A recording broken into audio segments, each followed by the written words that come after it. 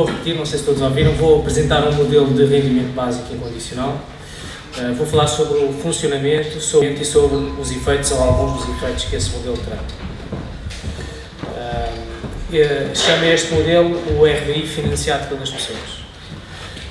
E vou começar por vos pedir um exercício. Ok. Vamos imaginar 4 jovens, o João, a Ana, a Maria e o Pedro.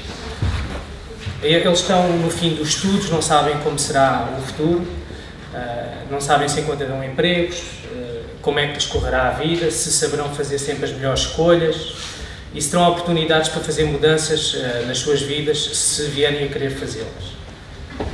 Com estas incertezas parece-lhes uma boa ideia fazer um acordo entre eles no sentido de se segurarem uns com os outros do que venha no futuro. E fazem-no da seguinte maneira. Criam um fundo comum e comprometem-se a transferir para este fundo uma parte de todo o rendimento que venham a ter no futuro. Decidem que essa parte será de 50%. 50% dos rendimentos de cada um no futuro estão destinados a este fundo. Combinam também que no final de cada mês o valor que esteja no fundo será distribuído por igual entre os 4. Concordam que esta distribuição deverá ser incondicional, não deverá depender dos contributos que cada um tenha feito para o fundo, das circunstâncias em que cada um deles esteja em cada momento ou das opções de vida que seguir. A distribuição será incondicional. E com este acordo, estes 4 jovens fizeram um RBI para eles mesmos. Eles fizeram um RBI e nós agora vamos fazer as perguntas que se fazem sempre. Uma pergunta que se faz sempre é com que dinheiro se há de financiar o RBI. Neste caso, esta pergunta já está respondida. Eles vão financiar o RBI com o dinheiro deles mesmos. Se vamos passar a outra pergunta que se faz sempre, que é quanto custará o RBI. Agora, não é tão simples, vai depender. No caso destes 4 jovens, vai depender de como lhes venham a correr as coisas. Por exemplo, uma hipótese será começarem os 4 a trabalhar imediatamente com rendimentos equivalentes. Por exemplo, a ganhar cada um 800 euros por mês. Se for este o caso, cada um contribuirá todos os meses com 400 euros para o tal fundo comum, metade daquilo que ganha. Ficarão 1.600 euros no fundo e no fim do mês os 1.600 são distribuídos por igual entre os 4. Cada um pôs 400 euros e 1.600 a dividir por 4 dá 400, cada um tira 400. Todos ficam na mesma situação em que estavam. Temos um processo que assegura rendimentos a todos, mas que não custou nada a ninguém. Todos ficaram na mesma situação. Isto é assim porque não existia desigualdades de rendimentos entre eles. Se o cenário for diferente, se houver desigualdades, por exemplo, se o João ficar a ganhar 2.000 euros, a Ana 800, a Maria 400 e o Pedro nada, vai funcionar da mesma maneira. Cada um põe metade daquilo que ganha no fundo, o João põe 1.000, metade do que ganha, a Ana põe 400, a Maria 200, o Pedro não tem rendimentos, portanto não tem nada a pôr no fundo. Ficam no fundo 1.600 euros, no fim do mês os 1.600 são divididos por todos, dá 400 euros a cada um. E agora o processo produziu custos para uns e benefícios para outros. O João entregou 1.000, recuperou 400, portanto isto custou-lhe 600 a ele, a Ana ficou na mesma. A Maria cá em baixo recebeu mais 200 do que aquilo que tinha entregue e o Pedro, que não tinha entregue nada e recebeu 400, teve aqui um ganho de 400. Este processo atenuou as diferenças entre eles, é um processo de redistribuição como está aqui mostrado. E com isto está ilustrada a forma de funcionamento deste modelo de rendimento básico incondicional. Funciona assim e é tudo. No entanto, isto ainda pode ser simplificado. Há uma variante nisto, que é uma simplificação. A Ana, lá em cima à direita, entrega 400 e recebe 400. Se em vez de entregar 400 e receber 400 também não fizer nada, os efeitos para todos são exatamente os mesmos. O João entrega 1.000 e recebe de volta 400, se em vez desses dois movimentos houver só um em que ele entrega 600 e não recebe nada, os efeitos produzidos são iguais para todos. Então, o mesmo vale para os dois cá de baixo. Se nós eliminarmos do esquema todos os fluxos que podem ser eliminados, ficamos com um esquema assim. E esta simplificação converte o esquema anterior, que é um RBI convencional, por assim dizer, num esquema de imposto negativo, que é isto. A simplificação converte nisto que tem o nome de imposto negativo. Há menos fluxos, há principalmente menos dinheiro a passar pelo fundo e há os mesmos efeitos produzidos em todos eles. Isto mostra que garantir 400 euros a 4 pessoas através de um modelo com esta lógica não custa 400 vezes 4, e isto parece-me importante. Seja qual for o processo, o primeiro ou o segundo, os efeitos, bem, isto assim é mais fácil de comparar, mas passamos à frente. Seja qual for o processo, o primeiro ou o segundo, os efeitos produzidos em termos de distribuição de rendimentos entre eles, em barras, podemos vê-los assim. Primeiro sem RBI, com RBI, os dois lado a lado, para vermos o que é que acontece. O RBI baixa as barras que estejam acima da média, sobe as que estejam abaixo, não altera a média, não altera o total dos rendimentos entre os participantes do processo. Opera-se apenas uma redistribuição. Bem, todos se aproximam uns dos outros, há menos, produz-se uma desigualdade menor do que havia à partida. Bem, basicamente é isto, o processo é este. Bem, estes 4 jovens são imaginados, no entanto, um acordo como este que eles fizeram aqui pode ser feito por qualquer grupo de pessoas reais. E pode ser feito por uma comunidade, e pode ser feito numa cidade, e pode ser feito num país. Nós podemos fazer isto, se quisermos, em Portugal, à escala nacional, e se quisermos, podemos fazê-lo já. Os efeitos que se produzem, se fizermos isto nesta escala em Portugal, são os que já vimos, e aí é igual, só a escala é que muda. Se tivermos uma distribuição de rendimentos assim, com este aspecto, em Portugal, neste momento, passaremos a ter outra assim. A barra maior desce, as mais pequenas sobem, todos se aproximam da média que não se altera, o valor total dos rendimentos das pessoas não se altera. Queria dizer que o RBI não tem que ser assim, o RBI pode ser muitas coisas diferentes, na realidade. Há muitas pessoas que defendem um RBI que produz um efeito diferente, um RBI assim, um RBI que não funciona por redistribuição, mas por adição dos rendimentos de todos. É um RBI que dá mais a todos, pobres e ricos, todos ficam com mais. Esse RBI faria-se subir a média dos rendimentos, vamos pô-los assim para comparação, faria subir a média dos rendimentos e fazia subir todas as barras. Aliás, esquerda em baixo o gráfico mostra o efeito do RBI por redistribuição, do lado de cá o efeito que produz este processo de dar mais a todos, na distribuição dos rendimentos. Eu falo aqui neste modelo porque ele ajuda a perceber o principal argumento daqueles que dizem que o RBI é caro demais para poder ser financiado. Eu chamo-lhe o argumento da multiplicação. O argumento da multiplicação diz que pagar, por exemplo, 400 euros por mês a 8 milhões de pessoas custa 8 milhões vezes 400 vezes 12. O resultado desta conta é, salvo erro, 38 mil milhões de euros, que é muito dinheiro. Ali, do lado esquerdo, outra vez, é uma ilustração de como funcionaria isto, supondo que dentro do círculo, dentro do RBI, estão apanhadas as 8 milhões de pessoas e fora está uma entidade qualquer que teria que distribuir por elas 400 € todos os meses. Essa entidade, fosse qual fosse, teria este problema, precisaria de 38 milhões de euros por ano para sustentar este RBI, teria que injetar naquele sistema 38 milhões de euros por ano permanentemente, e isso é um problema.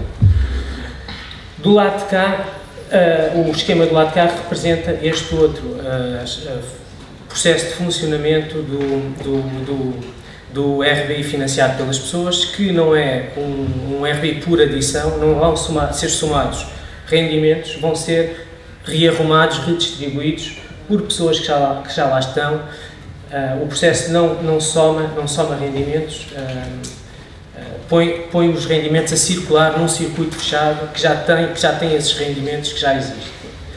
A lógica do custo num processo deste tipo é completamente diferente, não faz sentido falar de multiplicação neste caso.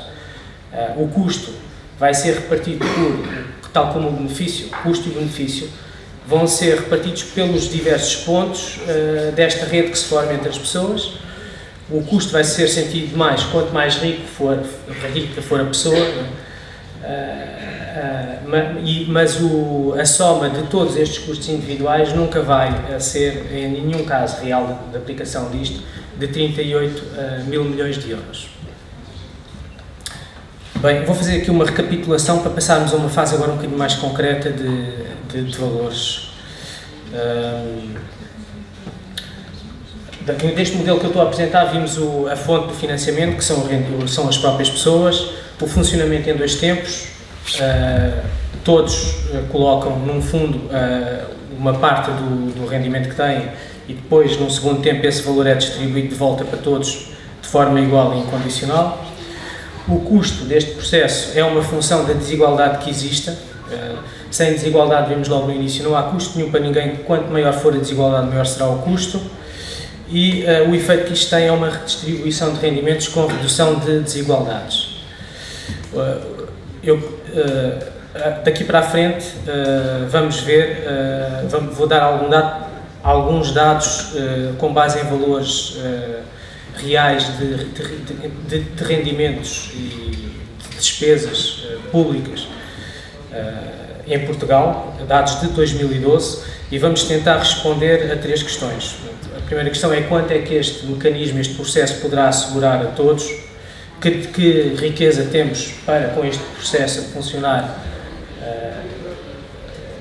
produzir que RBI, que papel deverá ter o Estado nisso e que implicações isso terá nas contas públicas.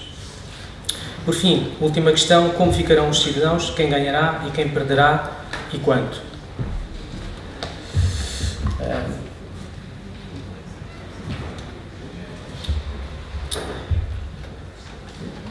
Dados de 2012, como eu disse. Em 2012, os rendimentos declarados pelos cidadãos em Portugal para efeitos de IRS foram de cerca de 80 mil milhões de euros. Se fizéssemos um acordo como fizeram os 4 jovens e puséssemos todos 50% destes rendimentos num fundo comum, coletávamos no fundo 40 mil milhões de euros. Estes 40 mil milhões de euros divididos, por hipótese, pelos 8 milhões, cerca de 8 milhões de cidadãos maiores de idade residentes em Portugal, permitiriam pagar 485 euros por mês a cada um. Se preferíssemos incluir na repartição também a população menor, distribuíamos o mesmo valor, os 40 mil milhões de euros que resultam da taxa de 50% sobre o total dos rendimentos declarados, efetivamente declarados, redistribuíamos o mesmo valor para pagar, por hipótese, 414 euros por mês aos adultos e 83 euros por mês a todos os menores.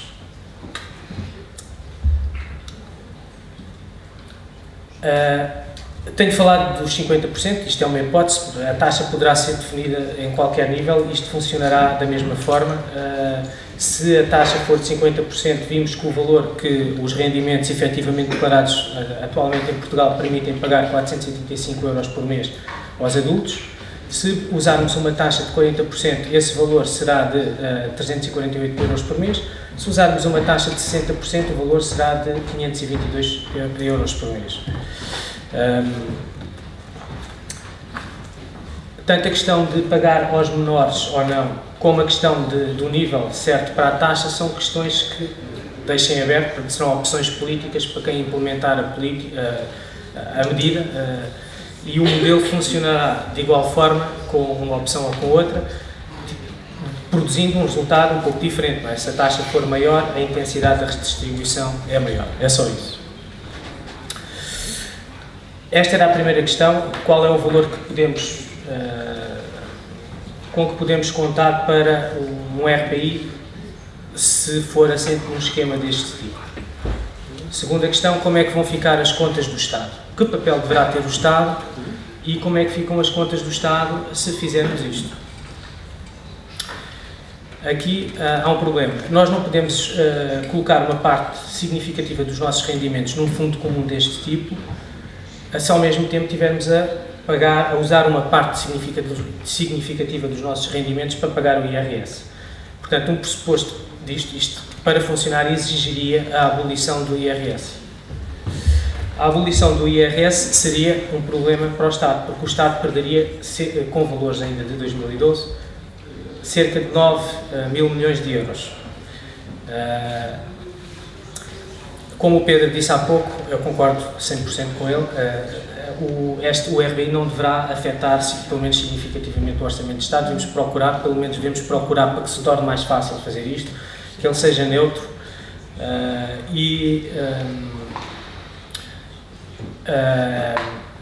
vamos ver de que forma é que ele poderá ser neutro, senão teríamos que cortar em despesas nos ministérios, ou aumentar outros impostos, o que dificultaria bastante a implementação de uma coisa destas.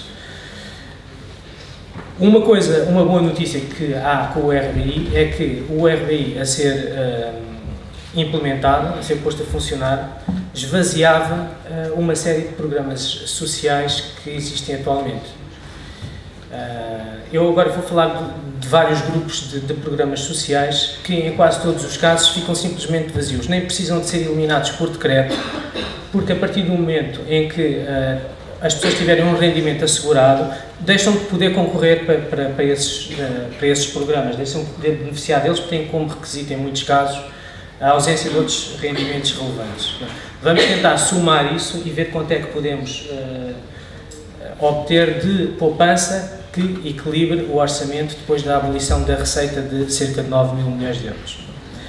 Um primeiro grupo de programas é este, e estes são os valores: rendimento social de inserção, complemento solidário para idosos, subsídio mensal vitalício e as pensões de invalidez. Característica comum para este efeito, relevante para este efeito destes 4 programas, é que são transferências feitas pelo Estado para os cidadãos para compensação pela falta de outros rendimentos próprios e suficientes, incluindo por motivos de incapacidade para trabalhar ou por, sei lá, vários motivos.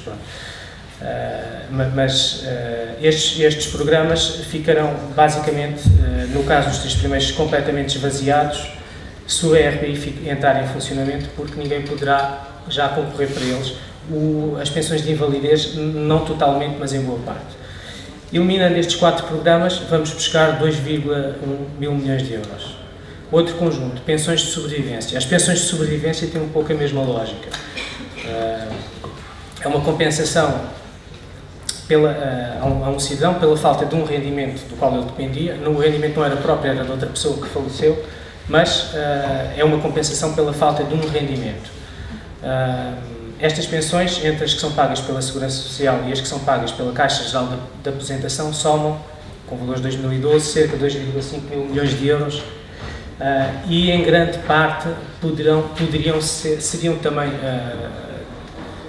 deixariam de fazer sentido caso o RBI entrasse em funcionamento. E eu aqui, os 2,5 mil milhões de euros são apenas 90% do valor destas pensões, porque uma parte destas pensões por vezes é paga a cidadãos menores, e se nós pagarmos RBI só aos maiores, não faz sentido abolirmos pensões a menores, só se fará sentido aboli-las no caso de quem está a receber o RBI. Despesas da ação social, 1,3 mil milhões de euros, são despesas motivadas, despesas que pretendem acorrer a problemas de pobreza e que também ficarão, pelo menos em grande parte, injustificadas se o RBI for introduzido e se, por esse efeito, uma parte muito importante da pobreza for eliminada.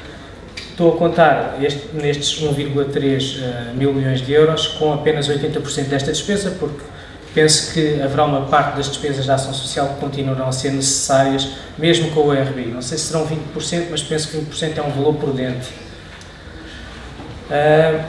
Por fim, estas compensações que o Estado dá, ou programas que visam compensar pessoas por falta de emprego e nas medidas de emprego.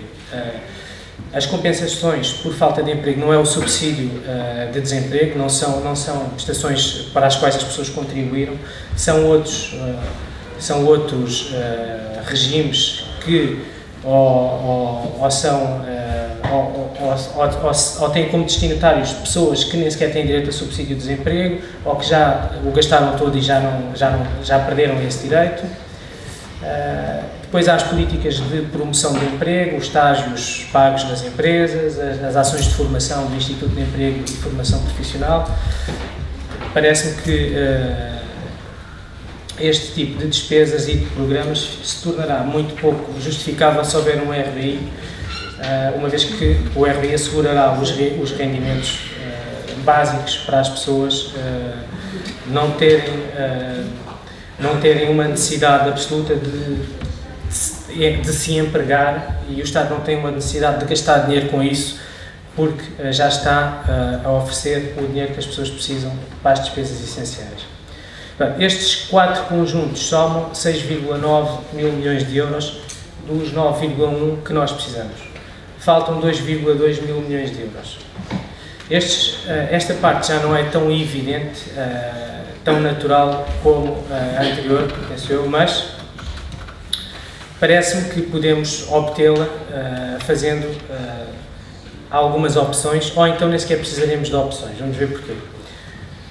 Se decidirmos pagar RBI também aos menores e não só aos maiores, poderão ser abolidos outras prestações, nomeadamente os abonos de família e as pensões de sobrevivência pagas neste momento aos cidadãos menores. Se os menores recebem RBI, se calhar podemos deixar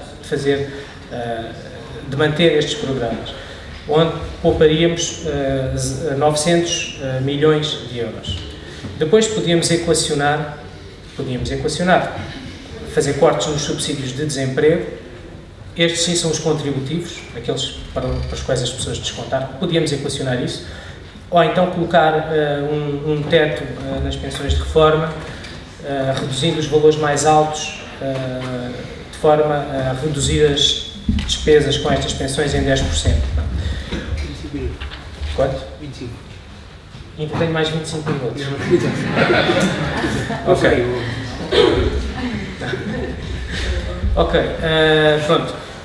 Temos aqui uma escala que nos dá alguma margem para fazer opções políticas. De qualquer maneira, se calhar nem sequer será preciso fazer opção nenhuma, porque não tenho aqui quantificado isto, mas é certo que com aquela quantidade de programas que nós vimos que seriam naturalmente, que morreriam de morte natural com a introdução do RBI, poupar-se-iam muitas despesas da administração na Segurança Social, na Caixa Geral de Apresentações, no Instituto de Emprego e Formação Profissional. Poderíamos, com certeza, acabar com os benefícios fiscais que são atribuídos atualmente em sede de IRC, em programas de criação de emprego. Aqui não é um corte de despesa, seria um aumento de receita. E, finalmente, e esta parte parece-me que é importantíssima, havia também uma poupança espontânea, sem ninguém precisar de fazer nada por ela, em encargos públicos, falando aqui estritamente nos encargos financeiros, não estamos a falar de encargos humanos, mas de encargos financeiros que a pobreza coloca nos sistemas públicos de saúde, de educação, segurança, justiça, etc. Quantas pessoas não precisam de ser tratadas nos hospitais públicos por doenças que são provocadas, favorecidas pela pobreza, quanto do insucesso e do abandono escolar não está diretamente relacionado com a pobreza, quanto do crime não está diretamente ligado à pobreza. Há aqui uma poupança que não sei quantificar, mas que me parece que só isto chega para cobrirmos aquele lapso de 2,2 mil milhões de euros e ter ganhos não só humanos, sociais, mas também financeiros no Estado. Ok, esta era a pergunta de qual será o papel do Estado e como ficarão as contas públicas. Penso que ficarão, no mínimo, equilibradas e, portanto, passamos à última pergunta, que é como ficarão os cidadãos. Quem ganhará, quem perderá e quanto? Este quadro mostra para diferentes níveis de rendimento o efeito que terá este processo de descontar 50% do rendimento para um fundo comum e receber lá, por hipótese, 435 euros. Como é que fica no fim, em termos de custos, a pessoa que faz isto? Quem não ganha nada, não entrega nada, recebe 435 euros, tem um ganho de 435 euros, não tem custo nenhum. Quem ganha 870, entrega metade, 435, e recebe o mesmo valor, fica na mesma. E a partir daí começa a perder essa perda vai aumentando com o nível do rendimento e vai se aproximar do limite, que é os 50%. Quanto mais alto for o rendimento, mais se aproxima dos 50% sem o atingir. Isto é um custo visto isolado da questão fiscal, porque a introdução deste modelo supõe a abolição do IRS. E as pessoas que ganham acima de um determinado nível pagam IRS e vão deixar de pagar. Se nós considerarmos o efeito do IRS nesta conta, ficamos com números muito diferentes. E aqui, pronto, vai acabar aqui a minha apresentação. O balanço que me parece possível fazer, porque penso que é um balanço realista, de como é que fica cada pessoa se for adotado e se for posto a funcionar este processo, em função do nível de rendimentos que tem. Quem não tem nada ganha 485 euros com a transição do paradigma IRS para o paradigma RBI, digamos assim, tem um ganho infinito. Quem ganha 870 euros tem também um ganho que será de cerca de 8%. E o ponto crítico estará à volta dos 1.200 euros. Quem ganha 1.200 euros atualmente ficará mais ou menos na mesma, e a partir daí começará a ter perdas, mas as perdas não são muito acentuadas, porque o aumento do custo acompanha perto o aumento das taxas de IRS que temos atualmente. Portanto, esta pessoa troca o custo que tinha com o IRS, a pagar o IRS, por um custo não muito maior que terá a contribuir para este RBI. Agora, as taxas de retenção na fonte de IRS, que são o modelo, são o número a partir do qual eu digo qual é o valor que as pessoas pagam o IRS para fazer esta conta. Elas variam com a situação das pessoas. Esta é uma taxa mais ou menos média para uma pessoa casada com 2 dependentes que mora no continente. Se for uma pessoa solteira sem dependentes, paga mais IRS, perde menos aqui. Se for uma pessoa com mais dependentes ou que viva nos Açores, peço desculpa, a pessoa solteira sem dependentes tem um custo menor. A pessoa com mais dependentes paga atualmente menos IRS, perderá um pouco a troca, mas pronto, os dependentes também talvez recebam RI. Isto dá uma ideia, não são valores exatos, há aqui variantes, mas é para termos uma ideia, para sabermos se nos parece interessante este modelo ou não, para nos pormos na situação dos 4 jovens no início, que, face às incertezas do futuro, decidiram que era interessante fazer um acordo com os parceiros em que decidiam partilhar uns com os outros uma parte da sorte que viessem a ter no futuro, e estes números ajudam-nos a pôr-nos nessa situação e a tomar essa decisão também. Nós não estamos, a maior parte de nós não está na mesma situação em que estão os estudantes no fim do curso. Muitos de nós temos as vidas mais organizadas, mas se pensarmos num prazo suficientemente longo, se calhar não estamos muito diferentes dos estudantes, principalmente se esse prazo abarcar as vidas dos nossos filhos e netos, e se nós pensarmos nisto como uma questão do tipo não tanto pessoal e para já, mas que sociedade é que queremos fazer para o futuro. E pronto, eu tenho estes dados para ajudar a pensar nisso e cada um decidir o que quer. E está tudo.